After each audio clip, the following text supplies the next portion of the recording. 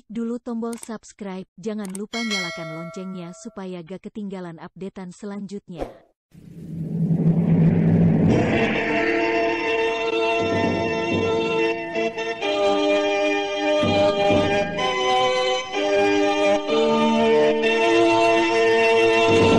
PT Sutra Perpindo Pharma bersama Sanggar Cerita mempersembahkan serial Sandiwara Radio Mantra Naga Bumi.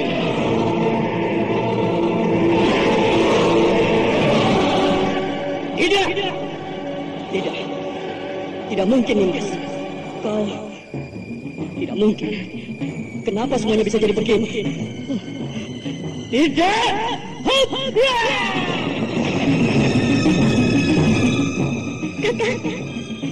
Kakak Naga Geni. Kakak, kenapa kau tinggalkan aku, Kakak? Kenapa?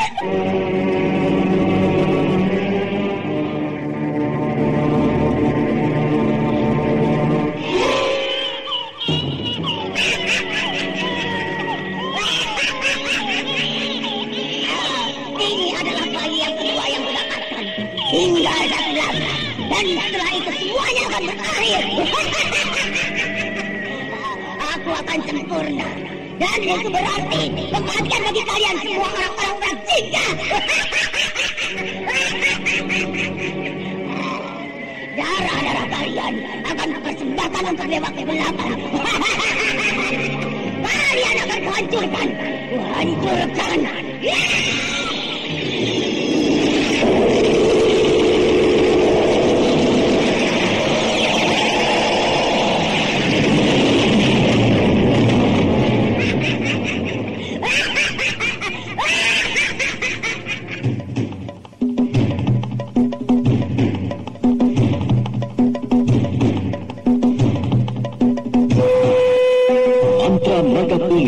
Sebuah kisah misteri tentang hilangnya kitab lawang itu dan mahkota bir, lambang keperkasaan Mataram kala itu. Penuh ketegangan, dendam, dan keserakahan, diseling dengan kisah romantis yang mengharukan.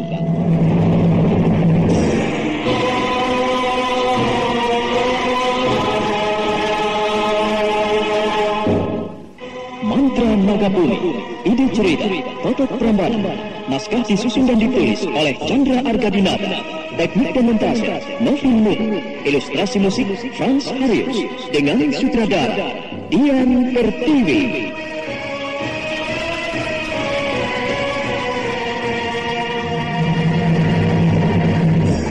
Mantra Naga Bumi kali ini menampilkan episode ke-31 dengan judul Sepasang Pedang Pembuluh.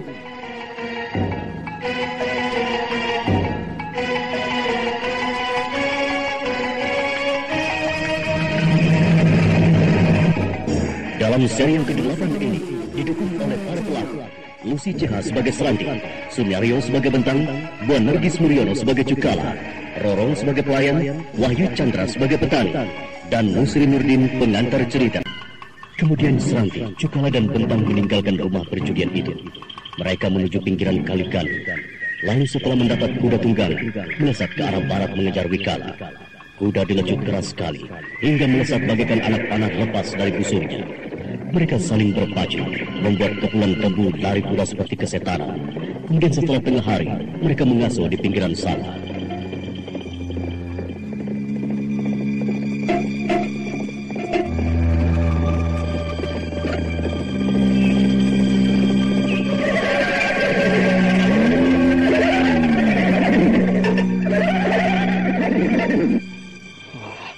Untung di pinggiran sawah ini ada kupu kecil.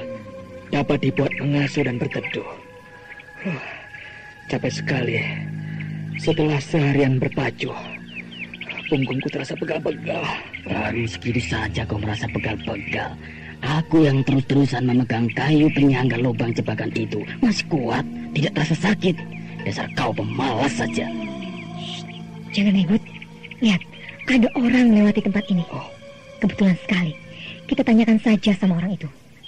Nampaknya dia petani, Seranti. Iya, kalian berdua diam saja. Biar aku yang bertanya. Iya. Maaf, Bapak Tua. Aku mengganggu perjalananmu. Oh, iya, silakan. Mungkin Kisanak dalam kesulitan atau tersesat. Iya, begitulah Pak. Kesulitan kami ialah kami sedang mencari teman kami. Apakah Bapak melihat laki-laki yang cacat matanya membawa gembelan? Iya. Kemarin lewat jalan ini, dia bernama Wikala, bukan? Iya, betul Pak Tua. Tolong tunjukkan kemana arahnya, Pak. Wikala begitu baik. Dia memberikan uang kepadaku. Wikala sedang mengejar seseorang ke arah barat sana. Orang yang dikejarnya itu gurunya. Gurunya? Iya, apakah betul begitu? Gurunya perempuan yang memakai baju satin berwarna biru. Iya betul. Jadi arahnya ke sana ya, Pak? Iya, betul ke sana. Terima kasih atas keteranganmu, Pak Tua. Nah, ini sekedar uang terima kasih kami. Terima, Pak. Iya. Terima kasih banyak.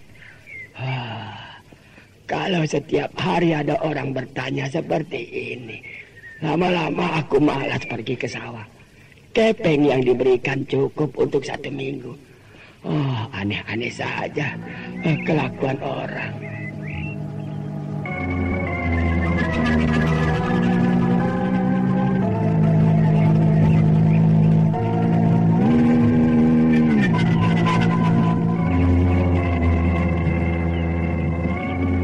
Kemudian setelah mendapat keterangan dari petani itu, mereka berangkat lagi menuju barat. Tidak henti-hentinya memacu kudanya. Setiap orang yang dijumpainya tidak luput dari pertanyaan yang diajukan Seranti. Kini mereka semakin dekat saja dengan buruannya. Sementara itu, Wikala mendekati Bukit Karangnongko.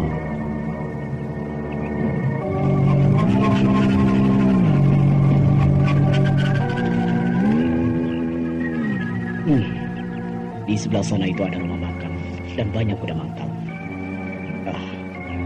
Aku singgah saja sebentar di sana. Perutku mulai terasa sakit.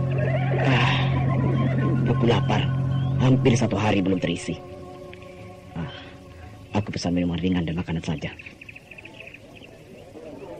Silakan Kakang, mau pesan apa? Sediakan aku teh manis, nasi, dan tempe bacem saja. Cuma itu saja? Apa tidak pakai kuah? Di sini ada sayur lodeh.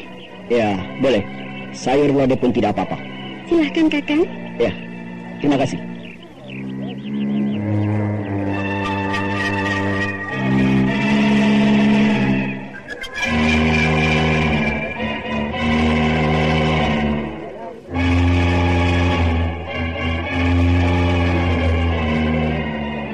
Dengan lahapnya Wikala menyikat makanan yang dipesannya. Kemudian setelah kenyang, mencari kuda tunggangan. Nasib Bujur mendapatkan kuda bagus. Tanpa ditawar-tawar lagi, kuda itu dibelinya. Kini nampak Wikala dengan gagahnya melesat ke arah barat, mencari jejak Diah Ayu Perungkit.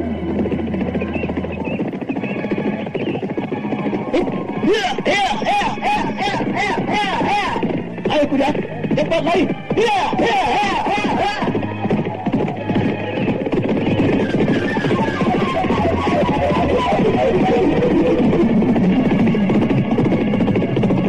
Kita mengasuh dulu di sini. Bukankah kalian lapar? Nah, rumah makan di depan kita itu cukup ramai. Kita makan di sana. Ayo. Seranti, apakah kedatangan kita tidak mencurigakan orang-orang yang di sana itu? Kenapa mereka mesti curiga pada kita? Pedang yang kita bawa seperti pedang para prajurit-prajurit Mataram. Kalau mereka menyangka kita prajurit Mataram, ini sangat menguntungkan. Ayolah, jangan ragu-ragu. Bukankah kalian tukang berkelahi? Kenapa takut menghadapi tantangan? Entahlah kenapa, hatiku seperti merasakan sesuatu yang bakal terjadi di rumah makan itu. Hei, jangan kalah oleh perasaanmu sendiri. Mungkin Bintang sedang teringat kepada kekasihnya. Jadi dia merasa ragu. Ayolah Bintang, kau kelihatan seperti wantu penakut. Enak saja kau menyamakan aku dengan wantu. Ayo kita ke sana. Kalau marah, kelihatan lucu kumismu. Bergerak-gerak seperti tali ijuk.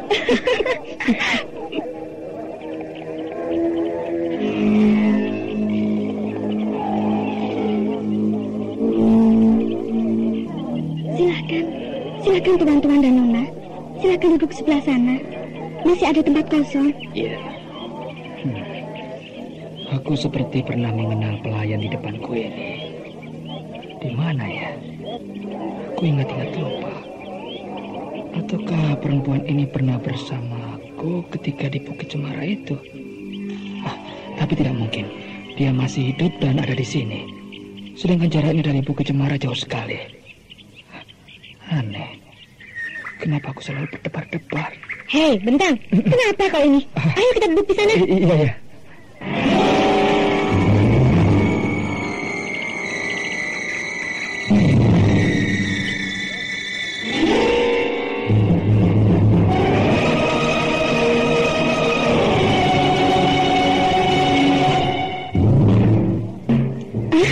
Bintang, laki-laki itu bernama Bintang.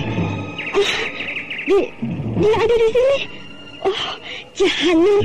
Sekarang waktunya aku membalas dendam. Aku sakit hati kepadanya. Dia telah meruntuhkan mahkota milikku yang paling berharga. Sekarang aku siapkan saja sebuah pisau. Dia harus mati di tanganku.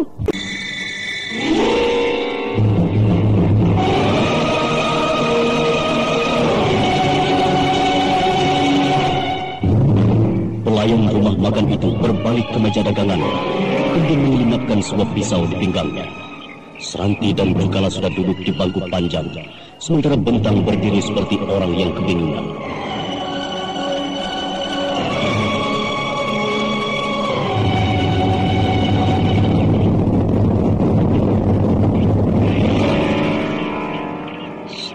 Lihat itu Bentang. Terus-terusan memperhatikan pelayan yang cukup lumayan wajahnya. Dia seperti kesengsem. Dasar mata keranjang. Di mana saja selalu perempuan melulu yang dipikirkannya. Lihat pelayan itu mendekatinya. Apakah pelayan itu tertarik juga dengan Bentang? Aku harus mampu melakukannya. Ya, harus mampu melakukannya. Aneh pelayan itu. Ada apa dia mendekatiku? Benar. Dia Larmi. Apakah dia hantunya? Bintang! Kau Larmi? Ya, aku Larmi yang telah kau jarah. Kau tidak punya hati dan perasaan. Ini. Hai, ya! Bintang, apa yang terjadi denganmu? Bintang, perutku. Perutku. Seranti, coba. Tolong aku.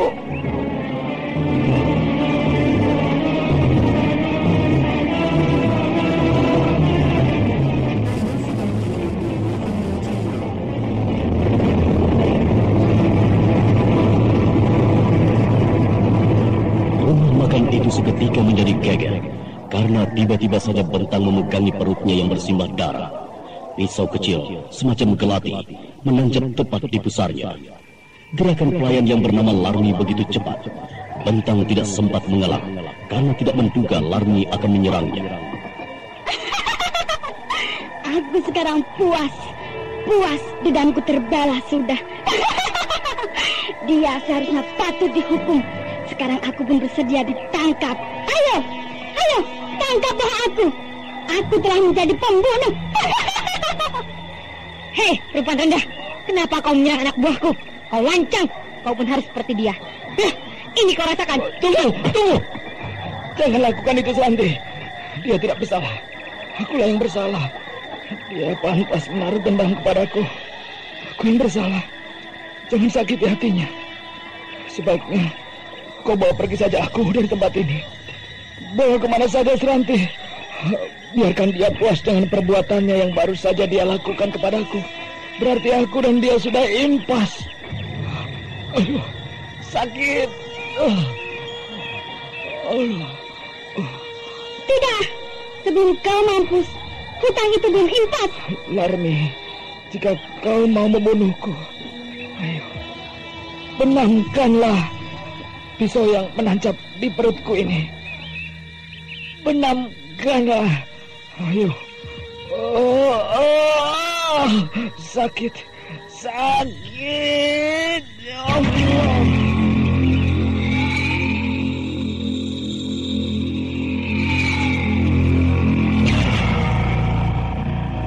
Bentang napasnya megap-megap, kemudian ambruk tidak sadarkan diri. Kemudian Santi menotok beberapa bagian jalan darah di sekitar dada dan perut Bentang. Maka darah dari lubang tusukan berhenti. Kemudian membawa tubuh Bentang pergi dari tempat itu dengan hati-hati. Pelayan yang bernama Larmi kakinya gemetar dan menangis terisak-isak mengenang kejadian yang lalu.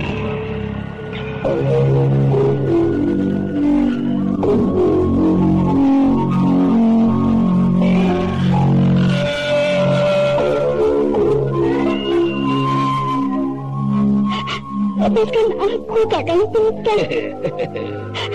Lepaskan, kau jangan kasar kepadaku. Aku sebentar lagi menikah, Bentang. Jangan kau lakukan perbuatan kotor itu. Jangan, Bentang. Tidak, Larmi. Kau begitu cantik. Kau telah menjadi kembang desa Bukit Cemara. Dan kenapa tiba-tiba ada laki-laki lain ingin menguasaimu? Ha? Kau terlalu muda untuknya. Dia jauh berbeda dengan umurmu, Larmi. Walaupun begitu, aku mencintainya. Aku tidak pandang umur. Juga tidak pandang dia gagah atau jelek. Yang penting dia mengerti perasaan perempuan. Oh, lepaskan aku. Jangan lakukan apa-apa, Bentang. Jangan, Bentang. Oh, jangan, Bentang. Tidak, kau harus bersamaku di sini. Dan kita terbang bersama-sama mencari puncak keindahan dan kenikmatan. Tidak, jangan kau sakiti aku. Aku sebentar lagi menikah. Oh, jangan ganggu aku. Oh, Bentang, aku mohon jangan kau lakukan. Jangan kau berlaku kejam dan jahat. Oh, Bentang. Berteriaklah sesukamu. Ayo, berteriaklah. Ayo. Tidak akan ada yang mendengar suaramu. Hutan Cemara ini sepi, Larmi.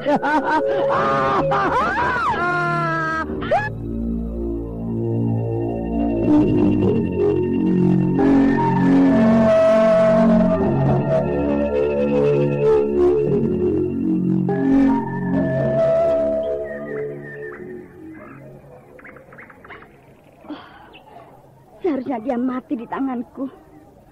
Oh, kenapa kalian semua membiarkan mereka pergi? Oh, kenapa diam? Oh, apakah kalian takut setelah aku melakukan perbuatan tadi? Oh, tidak. Kalian sungguh-sungguh tidak bisa mengerti perasaan perempuan yang telah dijarah habis-habisan oleh Bentang.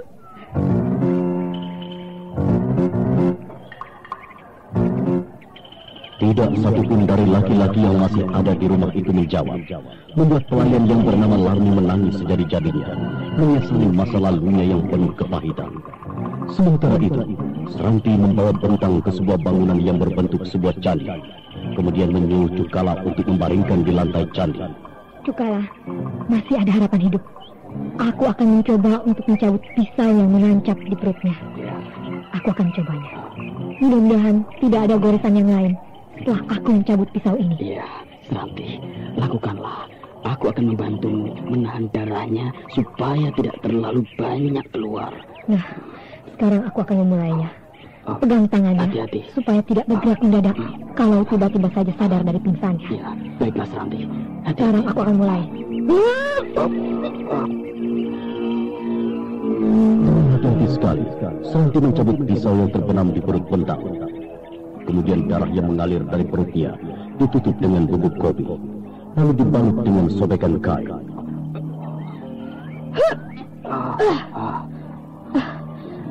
Akhirnya dapat kita selamatkan. Sekarang kita tunggu saja sampai dia sadar. Pengejaran kita tertunda lagi, Seranti. Tidak apa-apa. Yang penting kita dapat menyelamatkan jiwa Bentang.